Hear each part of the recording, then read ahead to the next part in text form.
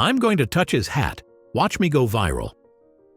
Those words quickly transformed from a tourist's social media aspiration into a serious confrontation with military discipline. In the next few minutes, you'll witness the precise moment this prankster's expression changed as he learned a powerful lesson. The guard's unflinching stance represents something far more significant than a photo opportunity. What happened next left onlookers stunned and created quite a different kind of viral moment than intended. The internet's reaction wasn't what he expected either. Instead of fame, he faced widespread criticism for disrespecting a tradition that dates back centuries and carries profound meaning. If you respect the discipline of the Queen's Guard and love stories like this, tap that like button and subscribe for more tales from behind the bearskin hat. We've got plenty more where this came from. The morning sun cast long shadows across the palace grounds as a young man in his mid-20s made his way through the crowd of tourists. Unlike the others who clutched guidebooks and gazed in wonder at the historic architecture, this visitor had only one focus: his phone, already recording and pointed directly at his own face. His name was Jake, though his online followers knew him as Prankmaster. Today he was hunting for something bigger than the usual fare that populated his social media accounts. "This is going to be epic," he whispered to his phone as he navigated through clusters of respectful visitors. His eyes darted across the courtyard, scanning for his target. When he spotted the red uniform and towering bearskin hat of the Queen's Guard, his expression shifted into a grin that spoke volumes about his intentions. Jake had built a modest following through bold pranks, disrupting museum tours, staging impromptu dance parties in libraries, each escalation rewarded with more views and comments. But engagement had plateaued recently, and Jake knew the algorithm's hunger for novelty was insatiable.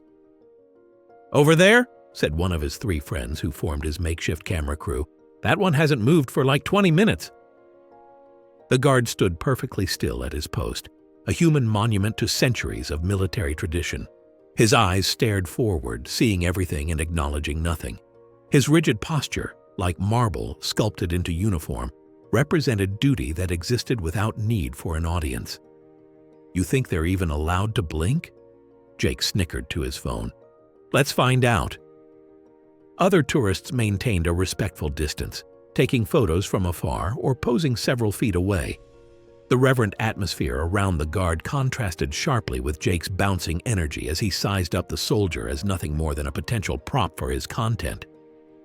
"Dude, do it," encouraged one of his friends, loud enough that several nearby visitors turned with disapproving glances. "This is going to get so many views." Jake adjusted his baseball cap and performed his signature facial expressions for the camera. As he approached the guard, his walk transformed into an exaggerated swagger, each movement designed for maximum impact in the final edit. "Watch this," he said to both his phone and his friends. "These guys can't do anything.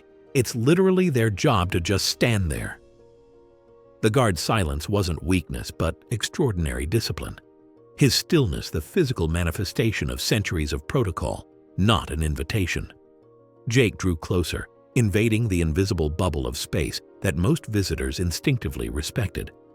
In his mind, he mapped out his plan: provoke a reaction, capture it on video, break through to viral fame. What Jake couldn't see was the subtle communication happening between other guards positioned around the palace grounds. While he plotted his escalation, security personnel were already monitoring the situation, recognizing the familiar pattern of a tourist about to cross the line. The invisible boundary between respectful tourism and offensive behavior isn't marked by signs or ropes. It's written in common decency that Jake was about to violate. His first interaction with the guard seemed minor: a casual wave of his hand inches from the soldier's face, an intrusion most wouldn't dare attempt. While security personnel exchanged subtle glances across the palace grounds, Jake stepped deliberately closer to the guard, crossing the recommended distance that most visitors instinctively observed. "Hey guys, watch this," he whispered to his camera, his voice carrying just enough for nearby visitors to turn their heads. The morning light caught his face as he grinned, revealing the calculated nature of what appeared, at first glance, to be a spontaneous gesture. Jake waved his hand slowly in front of the guard's impassive face, the motion deliberate and provocative. The guard's eyes remained fixed forward, his posture rigid as stone. This steadfast composure represented years of military discipline, every muscle controlled, his breathing steady despite the clear provocation inches from his face. Around them, a small crowd gathered like witnesses to an accident they couldn't look away from. A middle-aged woman clutched her purse tighter, shaking her head and ushering her children away. An elderly man with a veteran's pin visibly stiffened, jaw clenched in silent outrage. Two teenage girls retreated several steps, exchanging uncomfortable glances. The invisible line separating respect from transgression had been crossed, leaving a frost of tension in the air.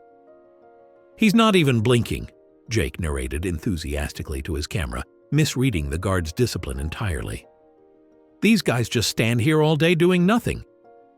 The palace security cameras swiveled slightly, capturing every moment from multiple angles.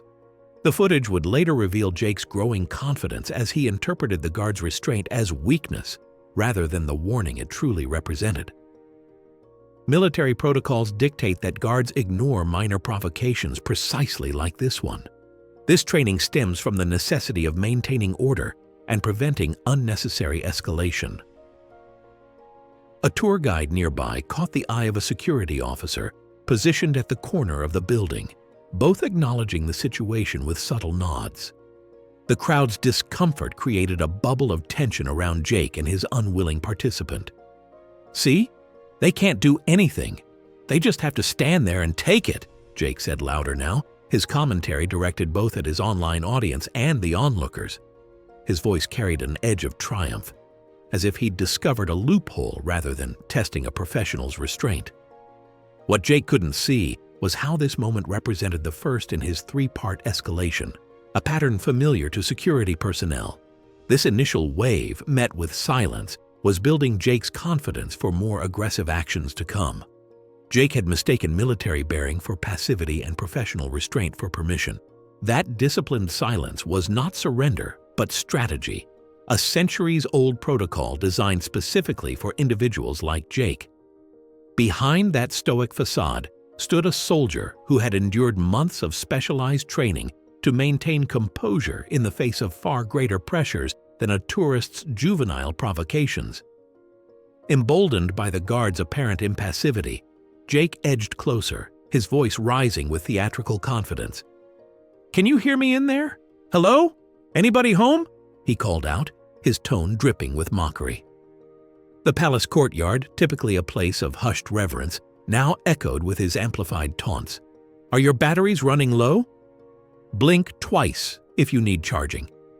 Security cameras positioned throughout the royal grounds captured a subtle transformation in the guard's eyes, a micro-expression so fleeting most observers would miss it entirely. It signaled a focused awareness that an invisible threshold had been crossed, recognizable only to trained personnel. Jake's first provocation began with mockery. "Hey, tin soldier, is your hat real fur? PETA would like a word." His voice boomed across the courtyard, causing nearby children to flinch and an elderly couple to exchange glances of disapproval before moving away. A woman in a blue coat shook her head and stepped backward with her companion.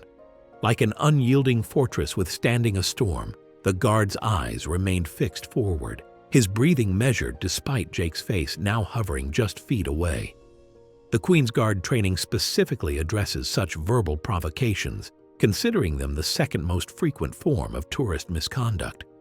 Trainees endure simulated environments with increasingly aggressive verbal stimuli while maintaining perfect stillness. Jake's second escalation involved physical comedy. "I bet I could make you laugh. Watch this."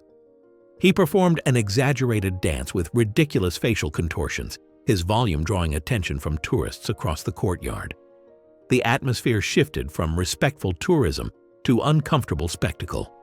Meanwhile, plainclothes security personnel converged on his position from multiple angles, their casual repositioning reflecting years of experience with this type of behavior.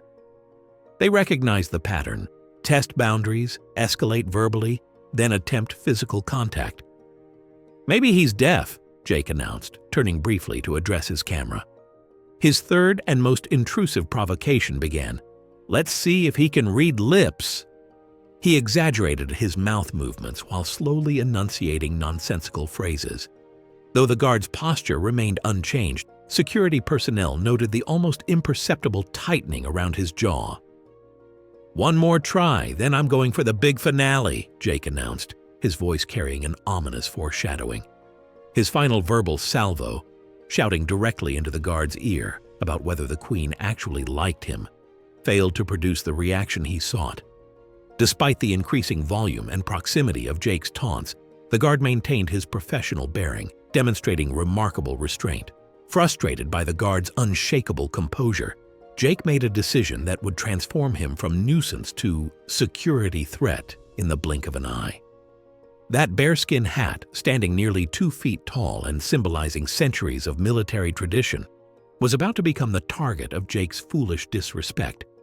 The invisible line between annoying tourist and genuine threat exists for a reason, though Jake couldn't see it through his tunnel vision for viral fame. After exhausting his verbal arsenal and finding his ego still unsatisfied, Jake reached for what security experts call the nuclear option: physical contact with the ceremonial uniform. His eyes darted between his camera and his target, ensuring his followers would capture every moment of his presumed triumph. Eyewitnesses would later describe the moment with a collective intake of breath. Jake's right hand rose slowly toward the towering bearskin hat, his fingers extending with the casual entitlement of someone who had never faced real consequences for crossing boundaries. The smartphone in his left hand remained steady, recording what he imagined would be his path to social media stardom. The bearskin hat stands as deeply symbolic, unyielding as the iron of ancient monuments. Each represents a distinct regiment with its own battle honors and history. To the informed observer, touching this revered part of the uniform violates centuries of strict protocols, a fact Jake remained blissfully ignorant of as his fingers inched closer. A momentary flicker crossed the guard's face, not fear or anger, but recognition. Recognition of a familiar pattern where passive observation must instantly switch to active defense. The guard's eyes shifted, fixing directly on Jake with laser-like intensity. This was the point of no return. Time seemed to stretch as Jake's fingers came within inches of the ceremonial hat. Surrounding tourists instinctively stepped back, their bodies recognizing danger before their minds processed it. Jake remained oblivious to the atmospheric shift, his focus solely on creating content at any cost. In that suspended moment, Jake's internal dialogue raced with anticipation of likes and shares. His confidence swelled, unaware that he had just crossed from nuisance into threat territory. Then, the response. In a blink, the guard stomped forward, slammed his foot, and shouted, loud enough to freeze the entire crowd. The transformation was instantaneous. Where a statue had stood moments before, now stood an active-duty soldier responding with military precision. The thunderous stomp reverberated across the courtyard, silencing every conversation. Jake's hand froze mid-air. The guard had pivoted sharply toward him, boot planted firmly, rifle shifting position with practiced efficiency. The smirk that had seemed permanently etched on Jake's face evaporated, replaced by wide-eyed shock.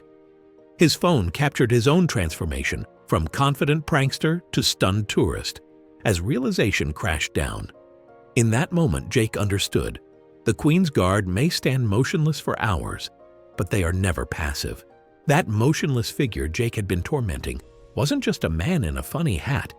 He was the physical embodiment of a security system with roots stretching back hundreds of years. And now, that system was responding exactly as designed. The Queen's Guard's training activated instantly. Years of specialized training transformed ceremonial stillness into authoritative action as the statue-like figure became a commanding military presence. His demeanor shifted completely, moving from ceremonial duty to security response. The sudden movement caught Jake completely off guard. The soldier's boot slammed against the ground with such force that nearby tourists visibly flinched. The sound cut through the air like a thunderclap, creating immediate silence around the scene. Jake stumbled backward, nearly dropping his phone, which continued recording his own public humiliation rather than someone else's. "Stand back from the Queen's Guard!" The command exploded across the courtyard with military precision and authority. This phrase, uttered with the weight of centuries behind it, was designed to establish immediate control while alerting nearby security personnel. The guard's voice projected royal authority, demanding immediate compliance. The guard's face transformed completely. His blank expression vanished, replaced by focused intensity. His eyes locked onto Jake with laser-like precision. One witness later compared it to watching someone step out of a painting into real life. Centuries of military tradition suddenly animated and focused on a single foolish tourist. Jake's friends' laughter evaporated. Their expressions shifted from encouragement to horror as they grasped the situation's severity. Their phones now documented the swift consequences of disrespecting a royal institution. Security personnel materialized from multiple directions with practiced efficiency. 3 plainclothes officers converged on Jake within seconds, moving with coordinated purpose. The Queen's Guard never operates alone. They're the visible component of a comprehensive security apparatus that monitors and responds to threats from multiple angles. Jake's face cycled through emotions: shock, confusion, embarrassment. His phone captured the realization of his miscalculation. The viral moment was taking shape, but as a cautionary tale, not the triumphant prank he'd imagined. Before Jake could formulate an excuse, 2 security officers gripped his arms while a third explained his security violation. They guided him away with efficient, non-negotiable movements. Jake's protests fell on deaf ears as the officers explained that attempting to touch a guard's uniform represented a potential security threat requiring immediate removal from the premises. His grand performance had lasted less than 5 minutes. The consequences would follow him much longer. When the video hit the internet, it exploded. Not with the laughter or admiration the tourist had hoped for, but with collective disapproval. Comment sections filled with people defending the guard and condemning the disrespectful behavior. The online community found rare unity in their criticism. This digital response transformed a thoughtless prank into a statement about respecting cultural institutions. What happens when viral fame-seeking collides with centuries-old traditions? The incident catalyzed meaningful discussions about responsible tourism in our content-driven era. The tourist eventually released an apology video, his humbled expression a stark contrast to his earlier cockiness, a powerful reminder that respect transcends clicks.